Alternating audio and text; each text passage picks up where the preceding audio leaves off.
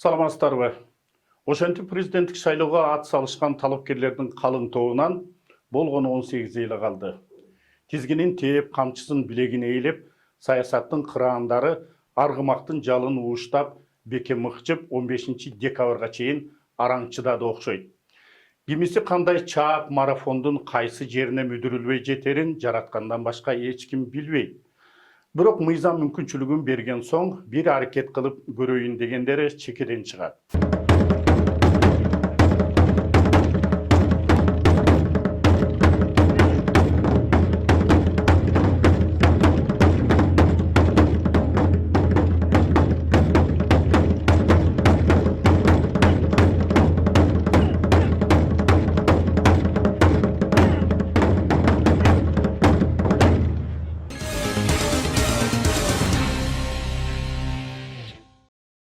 Үгіт иш аракеттерине старт берилди.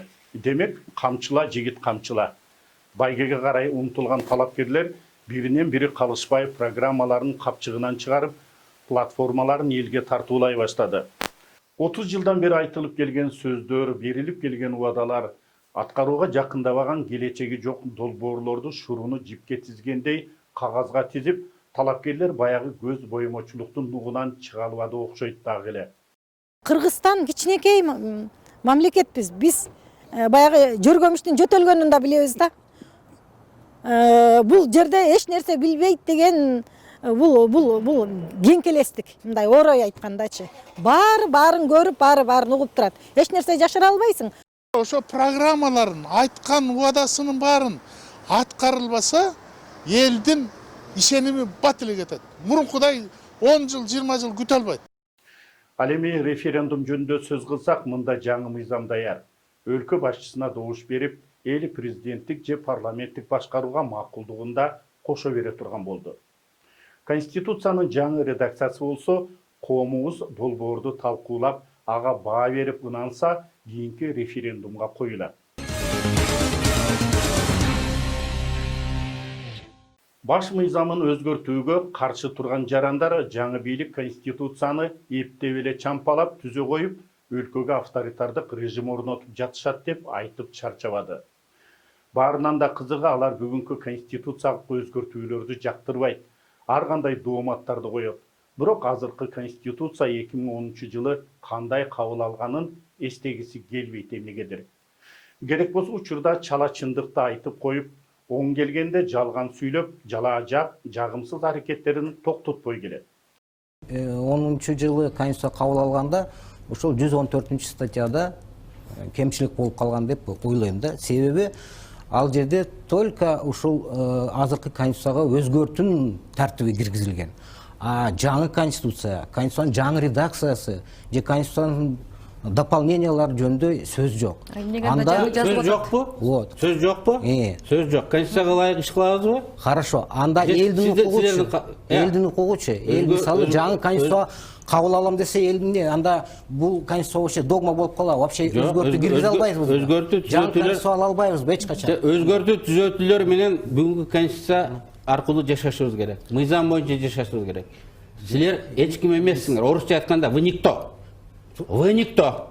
Это другой вопрос. Калагандай кылып жасай беребиз, законду буза беребиз, мыйзамды буза беребиз дегенде вы никто. А эмне 2010 жылы жөн эле жакшылап мындай айтканда элдин талкуусуна коюп анан кабыл алдыкпы? Керек болсо ош окуясында шейит кеткен балдардын 40 чыгы электе Конституцияны кабыл албадыкпы? Же жалганбы? Бул да чындык. Мына ошондой оор мезгилде элдин оюн сурабастан 3 миллион канча миң шайлоочулар бар деп болгон 2 миллион 700 миң шайлоочу болсо 2010 жылы ошону көбөйтүп туруп анан кабыл алган. Алгандан кийин парламенттик бийликке келгенден кийин тилекке каршы Өмүрбек Текебаев Кыргыз Республикасынын Жогорку Кеңешинин төрагасы болом деген, бирок андай болбой калды. Ошон үчүн Каныбек бул жерде дагы көп суроолор болгон. Бирок кан төгүү жолу менен келген убактылуу өкмөттүн мүчөлөрү аларды эч ким шайлабаса да өздөрү барып отуруп алышкан бийликти Министерство оборонода бөлүшкөн. Биз эми күбө болбодук ошол жылдарга. Есіңізде болса 2013 жылы 7 апрелде бийлик алмашты. Ак үйгө келген убактылуу өкмөт мүчөлөрү баш мыйзамды алмаштырууну чечип, ошол эле апрель ичи номер 13 токтомун кабыл алышкан эле. Ал токтомду Конституциялык кеңешме чакыруу, Конституциянын жаңы редакциясын иштеп чыгуу, анын долбоорун коомдук талкууга алып чыгуу жана маалымат каражаттары аркылуу жарыя кылуу иш-чаралары бекитилген болчу. Конституциялык кеңешменин төрагалыгына ошол эле токтом менен убактылуу өкмөттүн мүчөсү Өмүрбек Текебаев дайындалды. Аталган иш-чаралардын баардыгына жооп берген адам дагы ошол эле Өмүрбек Чиркешевич. 7 тизген бир чылбырды колго алып, ошондо Текебаевдин ооматы келген сыяктанат. Өзүн өзү билип өтүгүн төргө илип, ОБСЕ менен ПРООндун колдоосунда баш мыйзамды түп тамырынан оңкоруп, өлкөнү парламенттик башкарууга такап койду. Өмүрбек Чиркешевич досум кыйкырып атат. Силер кимсиңер депчи, силер кимсиңер? Накта Конституция мына 2010 жылкы деп атат. Бу жерде жанагы Астап Бендер деген болгон, элди алдаган бир көз боечу да.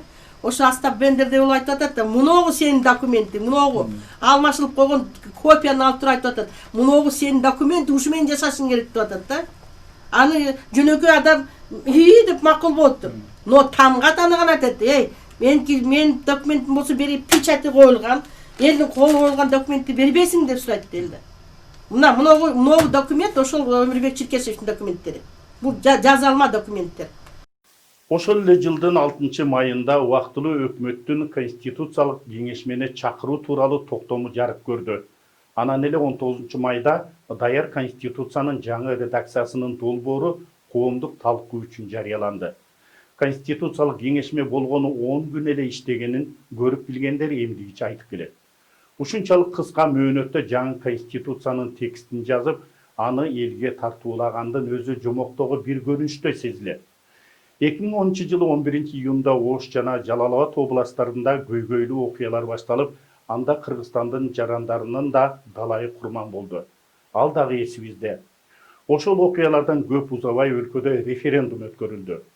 Конституцияны карап атканда Ош менен Жалал-Абад коголаң болду, адамдардын өлүмү болду. Ошондой кан жутуп, аябай психологический мындай элдин ан сезими бар бузулуп турганда, ал Конституциябы, же дагы эмнеби, анын баарын караган жок дагы эмне болсо ошосун деп, ошо өткөрбөйдү. Апрель революциясында курман болгон баатырлардын элеси, июнь окуяларынын курмандыктары мунун баары кийинки маселе катары калып, бийлик бөлүштүрүү, партияларга жогорку бийликке карай жол ачып берүү биринчи кезектеги маселеге айланып калды. 27 июнда референдум өттү. Канчасы келип, кандай добуш бергени азыркы күнгө чейин табышмактуу сыр бойдон кала берет окшобойбу. 1 июлда референдумда элдин колдоосуна ээ болду деп жаңы Конституция Эркин Тоо гезитинде баш мыйзам катары басылып чыкты.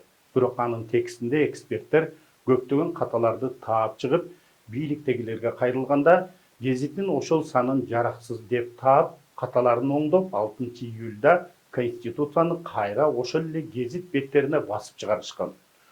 Оңдолгон каталарды ошол гезитке шылтап коелу деген ойлору ишке ашпады. Гезитке да аброй керек го.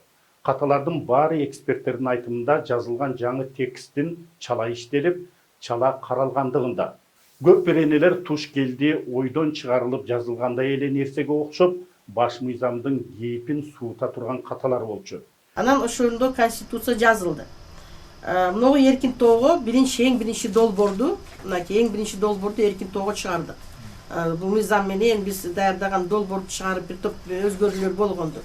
Анан экинчи долбоор кирди. Дагы даярдап бүттүк деген экинчи долбоор эл талкуулаш керек да. Анан үчүнчү чыга турган мезгили бул окончательно талкуулап бекилип мыйзам менен бекитилген долбоор чыгыш керек болчу. Анан ушул долбоорго жеткенде уже бир топ өзгөрүүлөр болуп кеткен. Мына шашкан шайтандын иши деп ушуну айтса болот. Бүгүнкү күндө реформага, референдумга каршы болгондор кимдер? Ошол 2010 жылы баш мыйзамды башаламанга айланткан, эптеп-септеп чампалаган саясий ишмерлер. Өздөрүнүн кетирген каталарынын бирин да айтып эстегиси келбейт. Бүгүнкү жаштарды адаштырып, акыл насааттарын айтымыш болуп, элден бөлүп тетири жолго салган өкүнүчтүү.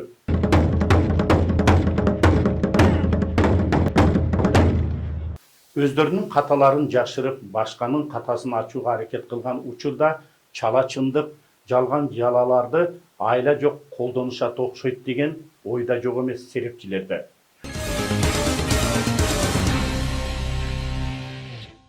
Ошондой шашылыш түрдө кабыл алынган баш мыйзам бүгүнкү күнү жөнөкөй карапайым жаранга жогорку кеңештин депутаттыгына жол береби же жокпу? Пулуң болсо калтаңда, эс аласың Ялтада деп Союз кезинде акчаны ууштап жүргөн аткаминелер айтып келчү эле. Анын сыңары бүгүнкү күндө акчаң болсо капчыкта жетесиң го мандатка деп айтсак болот. Мыйзамда мындай пункт бар. Ар бир адам шайлаганга жана шайланганга укугу бар деп. Бирок же сиз же мен бара албайм. Мен өтө турган партияларга киришим керек. Өтө турган партиялардын соода саттыгы 3-4 ай мурун башталат. Эң арзан $5000 өйдө кете баштайт да. Мен андай акча бере албайм. Ошол себептен, например, жөнөкөй акылы бар, билими бар, юристтер, специалисттер, баягы темтеңдеп кичинекей секретардан иштеп барып туруп чоңойгон жигиттер, булардын келечеги жок болуп калбады. Жөнөкөй өз эмгеги менен иштеп, билими бар, татыктуу адамдар бара албайт. Бара албайт себеби деген партияга кириш үчүн чоң чөнтөктөр гана болуш керек, же болбосо уру болуш керек, же болбосо бандит болуш керек. Парламентти бизнес долбоорго айлантып алган саясатчылардын катардагы жарандардын конституциялык укуктары менен иши жок көрүнөт. Партиянын мүчөсү болгон күндө да биртке тыйының болбосо, тиз менен алдыңкы орундарына кирбейсиң. Демек, депутаттык мандатты түшүңө киргенде эле көрбөсөң, башка айлаң жок.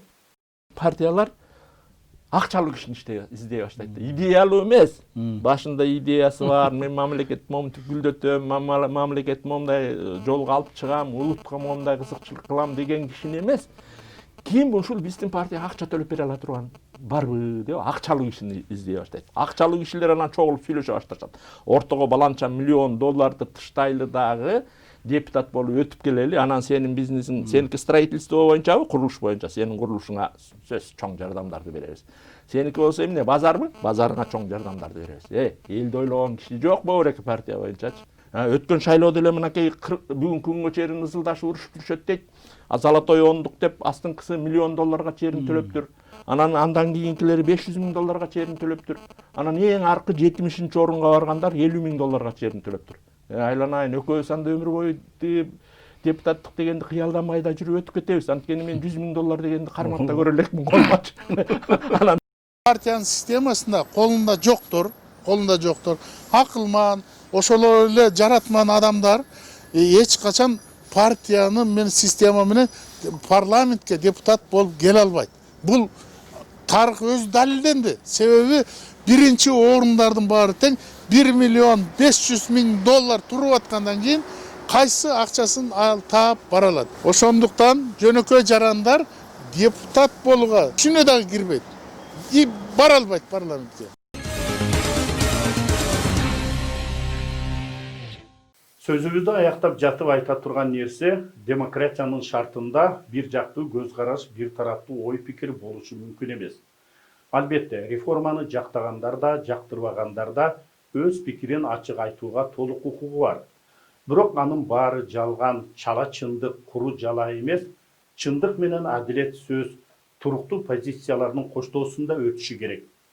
Саясий карама-каршылык өз ара душмандыкка, жек көрүүгө алып келбей, элдин жана мамлекеттин кызыкчылыгын колдогон маселелер ачык дискуссиялар аркылуу чечилсе, чыныгы демократиянын орун алганына ошол айгине. Жакшы калыңыздар.